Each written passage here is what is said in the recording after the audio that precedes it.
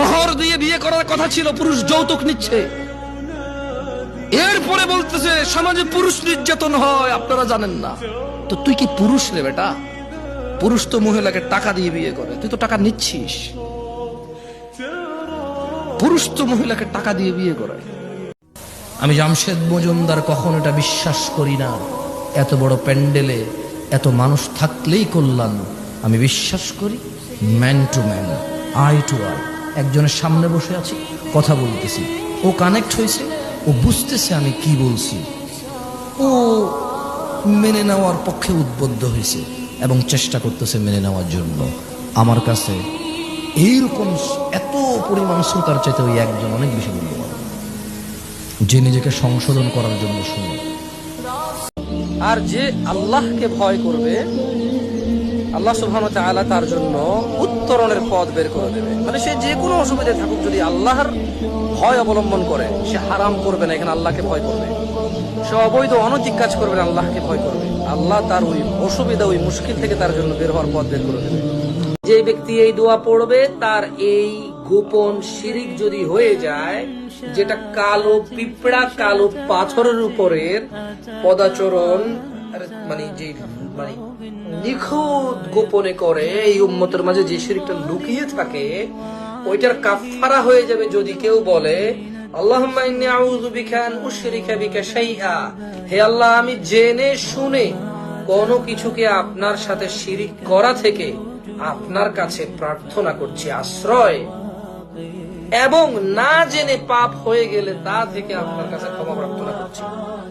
এখানে থেকে স্বামী মারে, বাবা জুলুম করে, ভাই জুলুম করে, অথবা তার স্ত্রী তাকে ধোঁকা দিচ্ছে, তার বাবা নিজের টাকা পয়সা নষ্ট করে গেছে, তার জন্য রাখেনি, ফ্রেন্ডরা অন্য কিছু বলতেছে, একজনের টাকা ধার নিজে টাকা ফেরত দিচ্ছে না, কষ্ট, মানুষ চিটার বাটপার বলতেছে, মানুষ হ্যাঁ তুচ্ছ করতেছে, মরে গেলে ফিক্স হয়ে যাবে মনে করতেছে।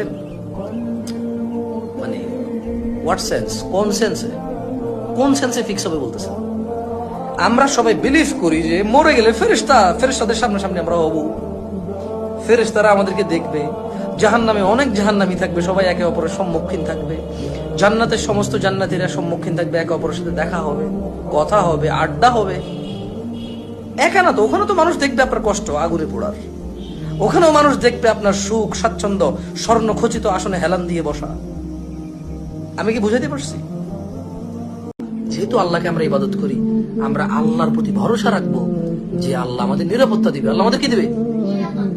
এর মধ্যে যদি অসুখ বিসুখ বিপদ আপদ চলে আসে, কষ্ট, তাইলে বুঝে নিতে হবে যে বড় বিপদ থেকে বাঁচতেছি। কি বিপদ থেকে বাঁচতেছি?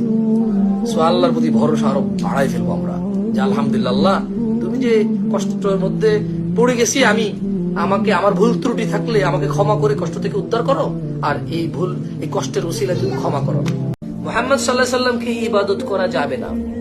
মুহাম্মদ সাল্লাল্লাহু আলাইহি সাল্লাম বিশ্ব পরিচালনায় কোনো ভূমিকা আছে, এটাও করা যাবে না। মুহাম্মদ সাল্লাল্লাহু আলাইহি সাল্লামের পদ্ধতি অনুযায়ী ইবাদত করতে হবে আল্লাহর, এবং আল্লাহ রাসূল সাল্লাল্লাহু আলাইহি সাল্লাম তিনি আল্লাহর প্রেরিত একজন রাসূল, পৃথিবীবাসীর জন্য দয়া, সুসংবাদদাতা, সতর্ককারী, এটা অস্বীকার করা যাবে না। এবং আল্লাহর ইচ্ছা ব্যতীত আল্লাহ নবী সাল্লাল্লাহু আলাইহি সাল্লাম নিজের বা অন্যের কোনো উপকার বা ক্ষতি করার ক্ষমতা রাখে না। রব্বানা হাব লানা মিন আজওয়াজিনা ওয়া যুররিয়াতিনা কুররাতা আ'য়ুন ওয়াজআলনা লিল মুত্তাকিনা ইমামা, দোয়া করতে পারেন বিয়ের জন্য, এবং আল্লাহকে বাংলাতে বলতে পারেন যে আল্লাহ আমার জন্য কল্যাণকর স্বামী অথবা স্ত্রী, পুরুষ মহিলা অনুযায়ী বলবে আর কি, নির্ধারণ করুন, দান করুন। আল্লাহ আমাকে আপনার নেয়ামত দিন, যে নেয়ামত আপনি মানুষের জন্য রেখেছেন, আমার দ্বারা উম্মতে মুহাম্মদ বৃদ্ধি করুন। আমি এবং আমার পরিবারকে সালাত আদায়কারী হিসেবে কবুল করুন, তৌফিক দিন। দোয়া করতে পারেন।